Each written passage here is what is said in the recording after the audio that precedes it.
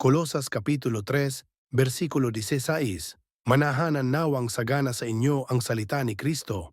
Ayon sa buong karunungan, kayo'y mangagturuan at mangagpaalalahanan sa isa't isa sa pamamagitan ng mga salmo at ng mga himno at mga awit na ukol sa Espiritu, na magsiawit kayong may biyaya sa inyong puso sa Diyos.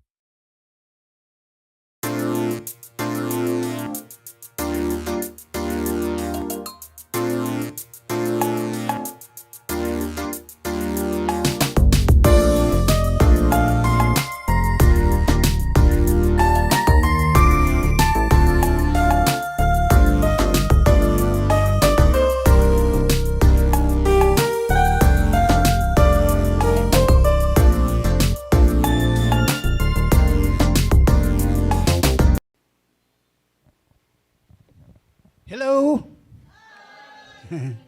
Amen. Hallelujah. Tayo po'y muli at sama-sama na maglingkod sa Panginoon. Kaya handa na ba kayong makinig sa Ebanghelyo ng Panginoon, mga kapatid? Hallelujah. Ang ating pong kalakasan ngayon ay ang mga salita ng Diyos. Kung wala ang salita ng Diyos, tayo po'y wala po rito ngayon, mga kapatid. Yan ang isa sa mga hinihingi natin sa Panginoon, na naway sikapin nating paglingkuran ang Panginoon na siyang lumalang sa atin, na siyang nagbigay sa atin ng kaisipan na matuwid, mabait, masunurin. Yan ang pinaglilingkuran natin. Kaya sinisikap ng Panginoong Diyos na tayo po'y mailagay sa tamang pangunawa, mailagay niya sa tamang pananalita ang lahat ng mga lingkod niya. Kaya ang ating pong ibigay na mensahe ngayon, sikapin nating mamuhay ng may ganap na kabanalan at paggalang sa Panginoong Diyos. Sikapin natin, dahil tayo na ay mahina, ay tungkulin natin na tayo po'y makinig sa salita ng Panginoong Diyos upang ating mapag-aralan ang lahat ng mga bagay na naisulat, mga kabutihan na ibinigay ng Panginoong Diyos sa atin. Ang teksto na ating pinaka-keyverse natin, mga kapatid, 2 Corinto, Kapitulo 7, ang talatay 1, na sinasabi ng ating Panginoon, mga minamahal, sapagkat ipinangako sa atin ang mga bagay na ito. Ano ang sabi ng ating Panginoon? Alisin natin sa ating sarili ang lahat ng makapagpaparumi sa ating katawan at sa ating espiritu. Sikapin nating mamuhay ng may ganap na kabanalan at paggalang sa Diyos. Kaya nga itong ginagawa natin, mga kapatid, ay isa sa mga paggalang ng Panginoong Diyos upang tayo'y maituwid niya, madala niya sa kalangitang inihanda niya sa atin tungo sa kabanalan. Yan ang gusto ng Diyos, mga kapatid, sa mga naglilingkod talaga sa Kanya. So sa mga kapatid, bago tayo tumungo sa ating pagsalusaluhan ng mga salita ng Diyos, ipikit po natin ang ating mga mata, tanda ng ating pagpakumbaga sa Panginoon, mga kapatid. Ipanalangin natin ang lahat ng mga wala dito o narito sa ating paglilingkod. Lord, salamat sa mga oras na ito na kami po'y nandito patuloy, na kami po ay sumasamba, umaawit. Salamat, Panginoon, sa mga kabataan na nandirito. Nahubugin mo, Panginoon, at ingatan ang kanilang mga puso, Panginoon, upang hindi sila mailayo sa kapahamakan at patuloy kanilang paglilingkuran, Panginoon.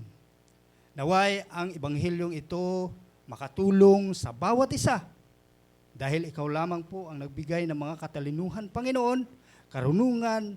Ang karunungan ng ito, Panginoon, ay siyang magbigay ng kalakasan sa bawat isa. Dapat po na ikaw lamang ang sasambahin at pupurihin sa lahat ng aming mga natitirang buhay. Lord, salamat. Ang mga wala pa po dito, Panginoon, i-guide mo po sila at ikaw mo po ang makapangyarihan sa lahat. Wala kaming magagawa, Panginoon, kung ikaw ay wala sa kanila. Hipuin mo po sila, Panginoon, at dalhin mo po sa tamang bahay-sambahan, Panginoon, na siyang nagbibigay ng mga payo at kalakasan sa pamamagitan ng iyong mga banal na salita. Salamat o Diyos, patuloy ka naming sinasamba at pinapapurihan sa iyong dakila at banal na pangalan. In Jesus' name we pray. Ang lahat ay magsabing, Amen and Amen. So mga kapatid, ay tuloy-tuloy po tayo sa ating paglilingkod sa Panginoon. Yan nga ang sinabi ng Panginoong Diyos na sikapin natin sa ating pamumuhay. Habang tayo ay namumuhay sa mundong ito, ay makinig sa mga salita ng Panginoong Diyos. Lahat ng mga payo ng Panginoong Diyos ay nasa loob ng banal na kasulatan.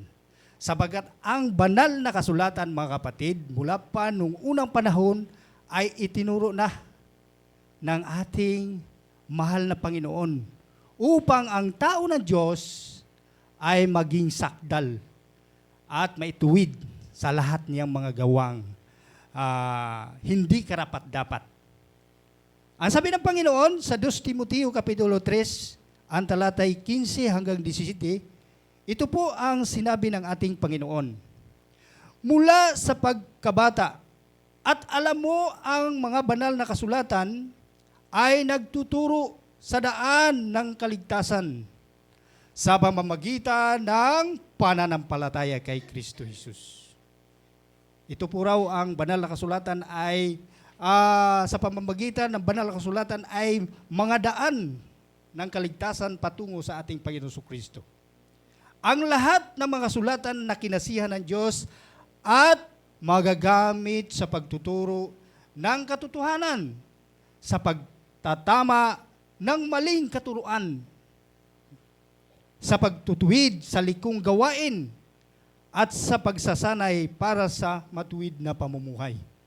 Ito raw po ang banal na kasulatan ay gawain sa pagsasanay sa mga gawaing mga liko. Kung ito'y iyong isa sa puso, mga kapatid, upang, ang sabi ng Panginoon, upang ang lingkod ng Diyos ay maging karapat-dapat at handa sa lahat ng mga mabubuting gawa.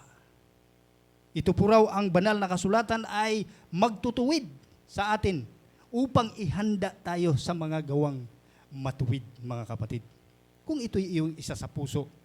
Kasi ang banal na kasulatan, mga kapatid, ay nararapat nating bigyan ng daan para tayo ay maging matuwid sa ating paglilingkod. Kaya kung wala ang aanhin mo ang panay ka lang salita, panay salita lang ang iyong mga pastor, o kung wala naman sa puso ang iyong mga wala naman sa puso ang sinasabi ng banal na kasulatan, wala ring mangyayaring pagtutuwid sa bawat isa. Kaya nga, paano natin sikapin? Paano natin sikapin o sa pamumuhay na ito kung wala ang mga pagtuturo sa banal na kasulatan, mga kapatid? Walang mangyayari sa bawat isa. Sapagat ang banal na kasulatan ay mahalaga sa mga katuruan, matanda man o ito'y bata man. Sapagkat ang katuruan na ibinibigay ng Panginoong Diyos sa mga apostoles, mga apostol at mga propeta ay nakapagbigay ito ng katuruan para sa mga inihanda niya. Inihanda niya na maging anak ng Diyos. Kaya itinuro niya ang daan mula sa ating pagkabata. Mula sa ating pagkabata. Yun nga sinasabi doon, mula sa pagkabata, ang banal na kasulatan ay makapagpadunong. Mga kapatid. At kung ito'y makapagpadunong, ituro talaga sa lahat ng mga tao, mga kabataan, hanggang sa kanilang maliit pa sila sa kanilang paglilingkod. Gaya sa atin, kahit matanda na tayo, ay mahina pa tayo sa mga pananampalataya natin. Kaya pinapalakas tayo. Pinapalakas tayo.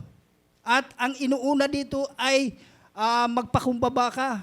Magpakumbaba ka, mga kapatid, upang tayo'y maturuan sa tamang daan na ibinigay ng Panginoong Diyos. Ito nga ang sabi ng Panginoon sa mga kabataan na ibinigay at itinuro niya sa atin. Sabi ng Panginoon, ituro sa bata. Sabi ng Panginoon, kumbaga tayong lahat ay parang bata sa harapan ng Panginoong Diyos. Amen? Bata tayo sa paningin ng Panginoon. Maging tulad tayo sa isang bata na tinuruan ng mga salita ng Panginoong Diyos. Ano ang sabi ng Panginoon sa Kawikaan 22 ang talatay 6? Ang sabi ng Panginoon,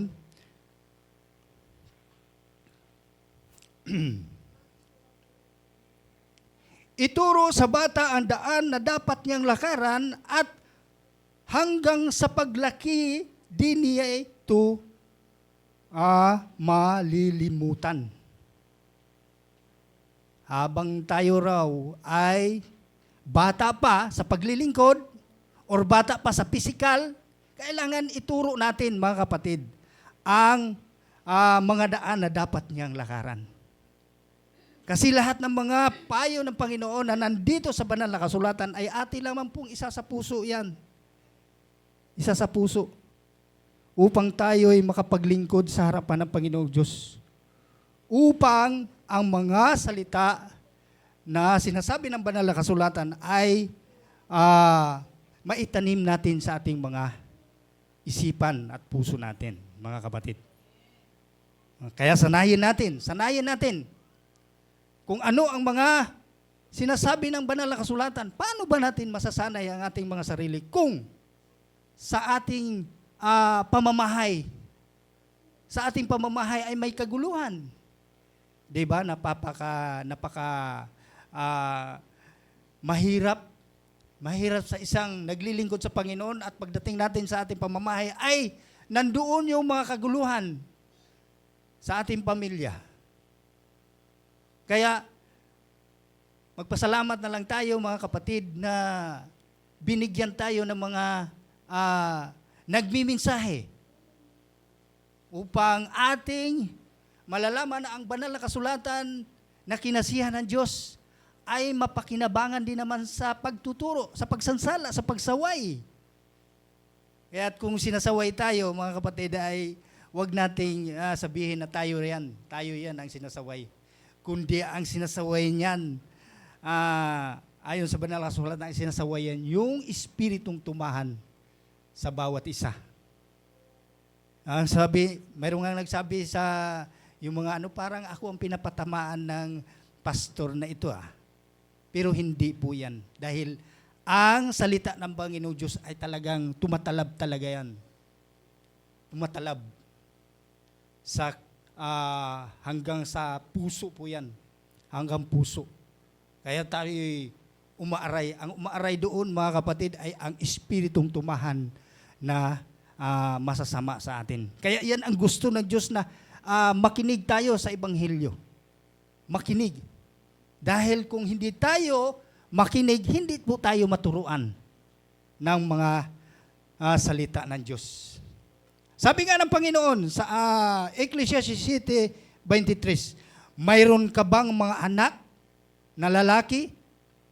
Sabi ng Panginoon, sanayin mo sila sa mabuting asal. Yan ang sabi ng Panginoon. Mabuting asal ang sinasabi ng Panginoon. Kaya dapat nating tandaan, mga kapatid, na ang salita ng Panginoong Diyos ay sumasaway. Sumasaway sa mga taong gumagamit ng kanilang mga walang kabuluhang pananalita. Paano tayo masasanay kung walang nagtuturo sa mga matuwid na daan at landas ng Panginoon na ating tatahakin? Sabi ng Panginoon, mayroon ka bang mga anak na lalaki? Sanayin mo sila sa mabuting asal. Turuan mo silang maging masunurin mula sa kanilang pagkabata. Ito na nga ang ginagawa natin mga kapatid, no? Sinasanay natin sa pamamagitan ng ating pananalita. Sa ating pananalita. Mula sa bahay, mula sa ating tinitirahan, hanggang sa pagdating dito sa paglilingkod natin sa Panginoon. Sanayin natin na maging magalang tayo sa paningin ng Panginoong Diyos. Dahil sayang lang ang ating paglilingkod sa Panginoon, mga kapatid, kung ang ating mga pananalita ay wala sa paningin ng Panginoong Diyos. Kumbaga, hindi kanya kilala. Hindi kanya kilala dahil mayroon kang mga pananalita na hindi kaaya-aya sa iyong mga kapaligiran, mga kapatid. Hindi kaaya-aya. Ano ba ang mga hindi kaaya-aya na mga salita? Hindi mga kaaya-aya na mga salita, mga kapatid. Ano ba? Sabi ng Panginoon, paano ba natin igalang ang Panginoong Diyos kung hindi kaaya-aya ang ating mga pananalita? Sabi ng Panginoon sa Ecclesiastes 1:14, sabi ng Panginoon, ang paggalang sa Panginoon ay simula ng tunay na karunungan. Unang-una, ang sitwasyon natin, mga kapatid, igalang muna natin ang ating Panginoon. Upang mayroon kang pasimula sa tunay na karunungan na ibinigay ng Panginoon Diyos. At, sabi ng Panginoon, sa sino man ang mga kasama niya na siya ay mga tapat.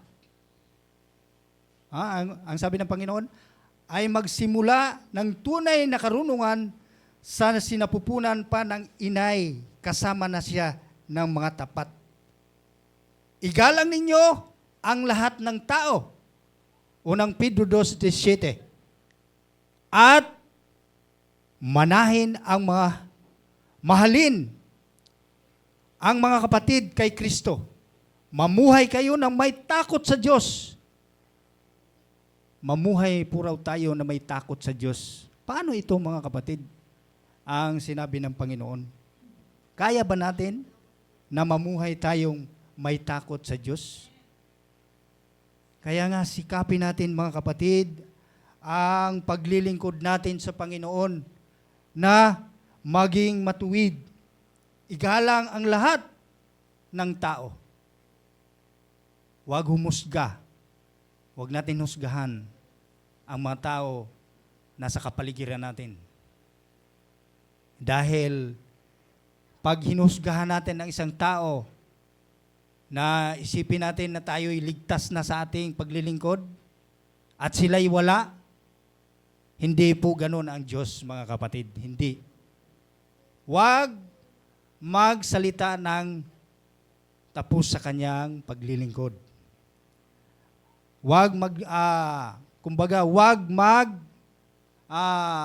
patunay na siya ay karapat-dapat sa Panginoon. Kung hindi niya lililisin ang kanyang sarili. Kung hindi niya ingatan ang kanyang mga pananalita. Kaya tayong mga naglilingkod, mayroon ba tayong mga pananalita na hindi kaaya-aya sa Panginoon? Hindi ako nakakaalam. Ang Diyos lang nakakaalam, bawat isa sa atin. Sabi ng Panginoon, dapat na maging ang ugali ng mga tao, yung mga naglilingkod, yung mga tinatawag na mananamba. Ano ang sabi ng Panginoon? Tito 3:2. Ang sabi ng Panginoon, mga payo ng Panginoon, pagbawalan mo silang magsalita ng masama laban sa kanino man at turuan mo silang maging mahinahon at magalang sa lahat ng mga tao. No? Ito ang nais ng Diyos na iparating sa bawat isa. Igalang ang lahat ng mga tao at turuan mo silang maging mahinahon at pagalang sa lahat ng mga katulad natin na nagsasamba at naglilingkod sa Panginoon. Sabi ng Panginoon, bawal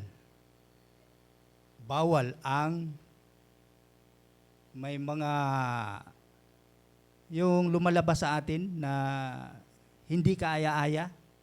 Yung magalit ka parang isa na lang dito, ano ko na lang dito sa inyo, yung pagmumura. Mayroon ba tayo dyan, mga kapatid? Yan ang isa sa mga layuan natin. Pagmumura. Yung magsabi ka nga lang sa iyong kapwa, na sabi mo, baliw, ayaw ng Diyos yan. Ayaw ng Diyos. Kahit isang salita lang na ituro mo sa iyong mga anak o sa iyong mga kapatid. Yung na parang naano mo na, parang tradisyon mo na parang nabanggit mo na lagi sa iyong parang inheritance mo na yon. No, mga kapatid? Bawal. Ewan ko, yung tinuturo ko sa aking pamilya, yung bida. Yung pag magalit kayo, sabihin na lang niyo, bida. Oh, bida. Yun lang ay tinuro ko eh. Kasi mahirap. Mahirap kung may lumalabas sa atin ng mga, sabi ng ulol ka. Yung sabi ng dito, ay mapanganib din pala ito, mga kapatid. Kaya wag natin ituro. No? Wag natin ituro sa ating mga kabataan. Lahat naman tayo magkaroon ng pamilya, magkaroon ng mga sitwasyon, na magkaroon tayo ng mga kapatiran. Yan ang sisikapin natin, mga kapatid. Na ang sabi ng Panginoon, magsabi ka lang ng pagmumura sa iyong kapwa, mapanganib na. Impyerno ang kalalabasan natin, mga kapatid. Yun ang sabi ng Panginoon. Ang sabi ng Panginoon, Mateo 5:22. Ngunit sinasabi ko naman sa inyo, ang sinumang napupuot sa kanyang kapatid ay mananagot sa hukuman. Bawal nga yung mapupuot ka sa iyong kaaway, mga kapatid. Mananagot ka sa hukuman ng Diyos. Sabi ng Panginoon, ang humahamak sa kanyang kapatid ay mananagot sa Sinedrin. At sino mang magsasabi sa kanyang kapatid, ulol ka. Hindi ako nagsabi, ang salita ng Diyos, ay mapanganib na maparusahan sa apoy ng impyerno. Yan ang sikapin natin, mga kapatid, na maging matuwid tayo sa paningin ng Panginoong Diyos. No? Impyerno. Ang sabi niya, sila ng Panginoon Diyos, no? Hindi siya kailangan malinis tayo sa kanya paningin. Kaya sabi ng ating pamagat, no? Sabi niya, sabi niya dito sinabi, sikapin nating mamuhay. Ay, unti-unti rin naman yan na maging matuwid tayo sa paningin ng Panginoon. Sinisikap natin. Kahit wala namang tayong perfect. Wala namang taong perfect. Pero, kumbaga, ang ating dila talaga, niyan. Walang pigil na, kung hindi natin mapigilan yan, ay magagawa natin ang gusto natin sa ating mga ninanais. Pero, ang sabi ng Panginoon, itong kadalasan ng mga sinasabi sa ating mga kapaligiran, na sabi, ulol ka, no? Ay mapanganib na maparusahan sa apoy ng impyerno. Ganun kabait ang Diyos na pinaglilingkuran natin, mga kapatid. Bawal talaga. Mag-ingat sa ating mga pananalita. Yung kaisipan natin, na bagamat ang kaisipan natin ay madalas nating ginagamit ang mga salita No? Dami-daming mga kahalayan na sinasambit ng ating mga kung walang Diyos sa kanilang puso. So, ang mapanganib, yung ng mga nagmumura, mapanganib din yan, mga kapatid. Mga kapatid. Yan ang isa sa mga itinuro ng Panginoong Diyos na mapanganib, mapunta tayo sa emperno ng apoy na sayang ikalawang kamatayan, mga kapatid. Hindi pa naman, wala pa naman. Kaya inuunti-unti tayo ng Panginoong Diyos na maging matuwid tayo sa paningin niya. Na ang sabi niya sa mga taong mga naglilingkod, sapat na sa kanilang paglilingkod at mapunta na sila sa kanilang pinaglilingkuran o sambahan, ligtas na kahit anong gawin. No, hindi po ganun ang Panginoon. Sabi ng Panginoon sa Santiago 1:26, kung ang inaakala ninuman siya'y relihiyoso, ngunit hindi naman siya marunong magpigil ng kanyang dila. Sabi ng Panginoon, kahit ikaw ay matagal ka nang mananamba sa Panginoon, nagpupuri ka, ano ang sabi ng Panginoon? Dinadaya lamang niya ang kanyang pagiging relihiyoso niya. Dinadaya. Walang silbi. Walang katiyakan ang iyong kaligtasan. Dahil dinadaya mo ang iyong sarili, mga kapatid. Kaya lahat tayo, mga kabataan, mga matatanda, kailangan maging tunay na mananamba tayo sa Panginoon. Tunay. Ingatan ang ating dila. Kung inakala ninuman na siya'y mabait na sa paningin ng Panginoon, ngunit hindi naman niya mapipigilan ang kanyang dila, wala ring silbi ang lahat. Kaya nga nandito tayo, mga kapatid, sa ating pagsasamba at pagpupuri sa Panginoon upang tayo'y makalasap ng kaligtasan. Makaligtasan tayo. Hindi pwedeng umupo ka lang at sapat na ang iyong paglilingkod.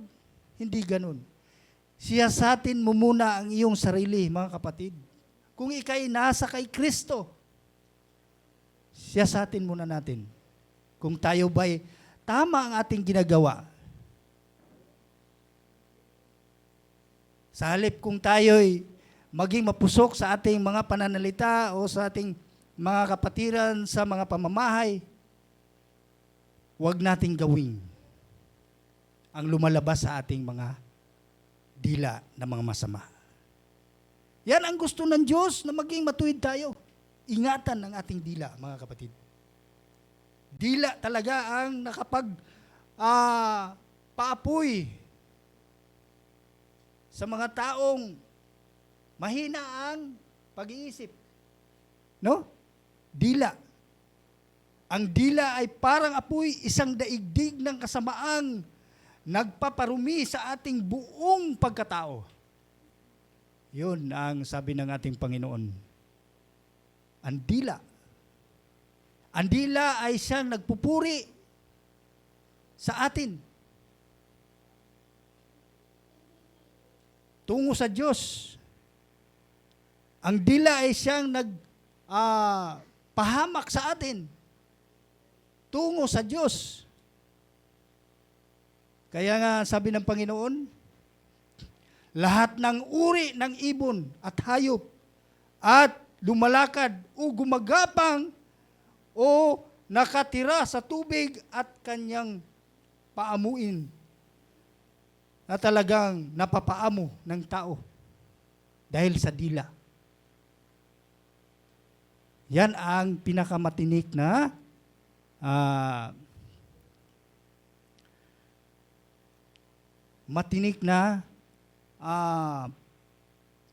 pagbigay sa iyo ng mga pananalita.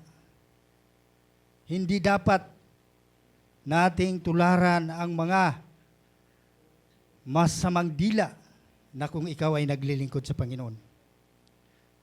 Santiago 3, 6-7 po yan hanggang 9. Ngunit wala pang nakakapagpapaamo sa dila. Wala pa. Yun ang sabi ng Panginoon. Wala pang makapagpaamo sa dila. Ito ay kasamaang hindi mapipigil at puno ng kamandag na nakakamatay. Ito ang ginagamit natin sa pagpupuri sa ating Panginoon at Ama, at ito rin ang ginagamit natin sa paglait ng taong nilalang ng kalarawan ng Diyos. Oh, sino ang mga naglalait sa ating Panginoon Kristo noong mga panahon? Di ba yung mga Hudyo na hindi kumikilala? Yan, nilalait nila na nandoon na ang Kristo. Nagsakatawang tao, ang Diyos, upang makasama nila ang Panginoon. Ngunit hindi naman sila naniniwala. Kaya't nilalait nila ang Panginoon na siyang nagligtas sa atin sa mga taong mga makasalanan, mga kapatid. Kaya tayong mga anak, marunong tayong magpigil sa ating sarili. Pigilan natin ang ating mga sarili sa mga walang kabuluhang mga pananalita. Marunong magpigil, sabi ng Panginoon. Tito 1:8, bukas ang tahanan sa mga panauhin, maibigin sa kabutihan, mahinahon, makatarungan, may kabanalan at marunong magpigil sa sarili. Bukas ang kalangitan sa ating paglilingkod, mga kapatid, kung tayo'y magpigil. Yan ang sabi ng Panginoon. Bukas ang tahanan sa mga panauhin. Bukas ang pintuan ng Diyos para sa mga taong maibigin sa kabutihan, mahinahon, makatarungan, may kabanalan at marunong magpigil sa sarili.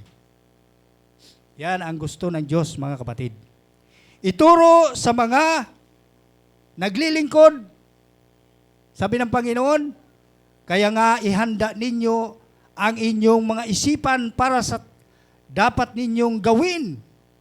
Maging mahinahon kayo at lubos na umaasa sa papapalang tatamuhin ninyo kapag nahayag na si Jesucristo. Yan ang isipan na dapat nating tandaan. Maging mahinahon kayo, mga kapatid. Kumbaga sa araw ay talagang maningning ang kanyang ilaw. Kumbaga ganda ng kanyang ilaw na talagang ang init ay mahalaga sa kapaligiran. Yan ang gusto ng Diyos na dapat ninyong maging mahinahon kayo upang sa pagdating ng ating Panginoon Kristo ay naglilingkod tayo ng tapat sa Kanya. No? Sinabi pa ng Panginoon Jesus maging matalino sa mga bagay na mabuti. Roma 16:19. Kahit na balitang-balita ang inyong pagkamasunurin kay Kristo, nais kong maging matalino kayo tungkol sa mga bagay na mabuti at mangmang sa mga bagay na mga masama. Kailangan daw magmangmang kayo sa mga kasamaan. Kumbaga, parang bata na hindi alam ang kasamaan na kanyang ginagawa. Laro lang na laro na hindi niya alam. No? Kahit na sabihin mo na balita ka na sa inyong paglilingkod, pagkamasunurin kay Kristo, nais kong maging matalino kayo tungkol sa mga bagay na mabuti. Ang kabutihan talaga ang gusto ng Diyos, mga kapatid. Na masakop tayo sa kanyang kabutihan. Maging masunurin tayo mga anak ng Diyos. Tayong lahat ay mga anak ng Diyos na itinipon niya bilang masunuring mga anak. Huwag kayong umayon. Ano ang sabi ng Panginoon na huwag tayong umayon? Sa unang Pedro, 1:14 hanggang 15. Huwag tayong umayon sa masamang pagnanasa tulad ng ginagawa ninyo noong kayo'y wala pang tunay na pagkaunawa. Huwag nating sang-ayunan yung mga dati nating mga ginagawa, mga kapatid. Yung dati nating pananalita na walang kabuluhan, iwaksin na po natin yan. Yan ang gusto ng Diyos. Bilang masunurin ng mga anak, huwag kayong umayon sa mga masamang pagnanasa tulad ng ginagawa ninyo noong kayo'y wala pang tunay na pagkaunawa. Dahil yung mga taong madaling magalit, lumalabas ng walang kabuluhan, wala pang pagkaunawa yan sa salita ng Diyos, mga kapatid. Ngayon na tayo'y sumunod na sa paglilingkod sa Panginoon, kaya nga sabi ng Panginoon, sikapin ninyo, mga anak, dahil ang Diyos na pumili sa inyo, sa 15, ay banal, dapat din kayo magpakabanal sa lahat ng inyong ginagawa. Sikapin natin yan, mga kapatid. Halos linggo-linggo tayo, araw-araw, na manalangin sa Panginoon upang tayo'y makita niya na magiging banal. Sayang lang, sabi ng Panginoon, ang tunay na anak ng Diyos, minamahal at pinili niya. Sabi niya, sa Colosas 3:12 hanggang 13, kaya nga dahil kayo'y hinirang ng Diyos, minamahal niya at pinili para sa Kanya, dapat kayo'y maging mahabagin, mabait, at mapagpakumbaba, mahinahon, at mapagtiis. Ang dami, ano? Ang dami. Kaya ba natin yan, mga kapatid? Kung walang panalangin sa Panginoon, tulungan mo kami, Panginoon. Magampanan namin ang iyong sinasabi na dapat kayo'y maging mahabagin, mabait, mapagpakumbaba, mahinahon at mapagtiis. Ang ating Panginoon Kristo, nung siya'y sikaping patayin, nagtiis, na hindi naman dapat siya ay parusahan. Dapat tayo pa nga ang parusahan dahil tayo'y makasalanan. Tularan natin ang Panginoon. Mga kapatid, na hindi lamang mananampalataya sa Kanya, kundi magtiis din naman alang-alang sa Kanya. Pilipos 1:29 po yan, mga kapatid. Hindi na po natin sinama dito sa ating ebanghelyo. No? Kaya magtiis. Kung ano ang pinagtiisan ng ating Panginoon, gayahin natin, mga kapatid. Pero unti-unti yan, hindi yan mabigla. Magpasalamat kayo kung mabigla. Mabigla natin na iwasan natin ang lahat ng mga karumihan na nandito sa ating mga puso. Pasalamat tayo, mga kapatid. Ang sabi niya sa 13, magpasinsya kayo sa isa't isa at magpatawad kayo kung may hinanakit kayo. Hindi kung may mga kaaway kayo, magpasinsya kayo. Huwag ipairal na tayo galit na galit sa ating kapwa. Magpatawad kayo gaya ng pagpapatawad sa inyo ng Panginoon. Yan ang sabi ng Panginoon. Tularan nga natin ang Panginoon. Kung paano siya magpatawad, ganun din tayo, mga kapatid. Anak tayo ng Diyos. Anak tayo. Ang katangian ng mga pinili ng Diyos, ano ang sabi? magpasinsya, magpatawad, magpatawad sa mga taong nagkasala sa bawat isa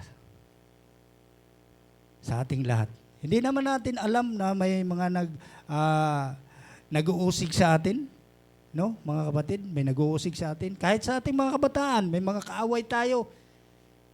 Minsan, inaapi tayo. Iwas. Iwas ang sandata niyan, mga kapatid. Kung murahin ka, huwag kang magmura. Dahil ayaw ng Diyos na magmura ka. Dahil gusto niyang isama tayo sa kalangitan na gusto niya. Na wala nang pagmumura doon, mga kapatid. Yan ang katangian ng Diyos para sa ating mga pinili. Paalala, lagi ng Panginoon sa mga taong gusto niya na maging dalhin niya sa kanyang kaharian. Sa halip, maging mabait kayo at maawain, magpatawad kayo sa isa't isa tulad ng pagpapatawad sa inyo ng Diyos dahil kay Kristo. Kolosas 3:20, mga anak, sundin ninyo lagi ang inyong mga magulang. Magulang sa paglilingkod sa Panginoon. Naging magulang tayo. Turo natin ang mga landas ng mga payo ng Panginoon. Yan ang sabi ng Panginoon, mga anak, sundin nyo lagi ang inyong mga magulang sapagkat iyan ang nakakalugod sa Panginoon. Yan ang gusto ng Panginoong Diyos. Sundin natin ang magulang sa Panginoon.